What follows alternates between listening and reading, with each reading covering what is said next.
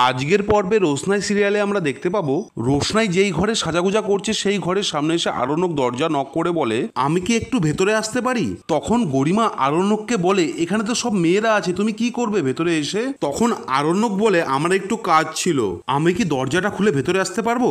এরপর গরিমা গিয়ে দরজাটা খুলে দেয়। এরপর আরণ্যক ঘরের ভিতরে আসার পর আরণ্যকের হাতে জামা কাপড়ের ব্যাগ দেখে গরিমা বলে, এসব কি? তুমি রোশনাইয়ের জন্য জামা কাপড় কিনে এনেছো বলে তুমি কি আমার জন্য জামা কাপড় কিনে আনলে?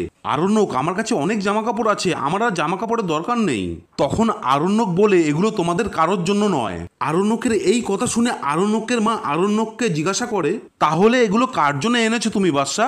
এরপর সুরঙ্গমা বলে, আমার মনে হয় তাহলে ও এগুলো সব রোশনাইয়ের জন্যই এনেছে।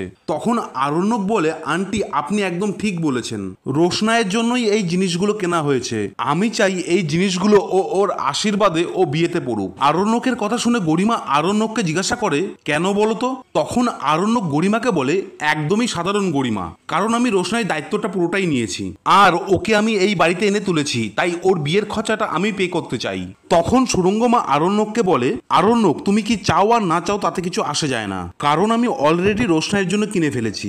এরপর আরণ্যকের মা আরণ্যককে বলে, তুমি জানো না বাদশা, কাল তো আমরা ওর জন্য শপিং করেছি। তখন আরণ্যক বলে, হ্যাঁ শুনেছি, তোমরা যেগুলো কিনে নিয়ে এসেছো সেগুলো বেশিরভাগই কম দামি আর নকল জুয়েলারি। এরপর আরণ্যকের কথা শুনে গরিমা আরণ্যককে বলে, তার মানে তুমি এবার ওর জন্য আসল সোনার গয়না কিনে এনেছো নাকি? তখন আরণ্যক গরিমাকে বলে, কি এনেছি সেটা তুমি নিজেই দেখে নাও। এরপর গরিমা জিনিসগুলো দেখতে যাওয়ার সময় রোশনাইকে জিজ্ঞাসা করে, তুমি কেন চুপ করে আছো রোশনাই? তুমি কি এই জিনিসগুলো আগেই দেখেছো নাকি? তখন রোশনাই বলে, না না, আমি কি করে দেখবো এগুলো। এরপর আরণ্যকের মা আরণ্যককে বলে, বাদশা তোমায় এত খরচ কে করতে বললো? তখন আরণ্যকের মাকে বলে, এর উত্তর আমি দিয়ে দিয়েছি মা, আমাকে আর নতুন করে প্রশ্ন করো না। এরপর আরণ্যক বলে, এইসব কথাগুলো বাদ দাও। এরপর আরণ্যক মিষ্টুকে জিজ্ঞাসা করে, আচ্ছা মিষ্টু, দুষ্টু রোশনাইয়ের ফোনটা নিয়েছিল না? শোন, দুষ্টুকে তুই বলবি ও বিয়ে করে চলে যাওয়ার আগে যেন ওর ফোনটা ওকে ফেরত দিয়ে দেয়। তখন মিষ্টু বলে, কি আশ্চর্য, এখন তো ওটা দুষ্টু ব্যবহার করছে। তখন আরণ্যক বলে, ওটা তো দুষ্টুর ব্যবহার করার কথা নয়, ওই ফোনটা তো রোশনাই নিজের যোগ্যতায় পেয়েছে, আর দুষ্টু কোন হিসাবে ওই ফোনটা ইউজ করছে।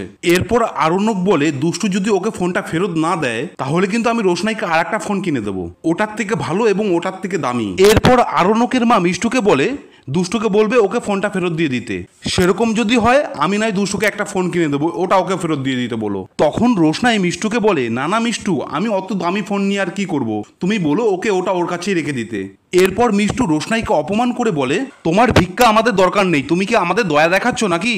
তখন রোশনাই মিষ্টুকে বলে, দয়া দেখানোর কি আছে, ওই জিনিসটা তো আমারই পাওয়ার কথা ছিল, এই বাড়ি থেকে তো কেউ আর আমাকে দেয়নি, ওটা আমি নিজের যোগ্যতায় নিজে অ্যাচিভ করেছি, আর দুষ্টু ওটা আমার থেকে প্রায় ছিনিয়েই নিয়েছিল, হয়তো অত দামি ফোন আমার হাতে মানাবে না বলে ও ছিনিয়ে নিয়েছিল, তাই এখন ওটা ওই ব্যবহার করুক।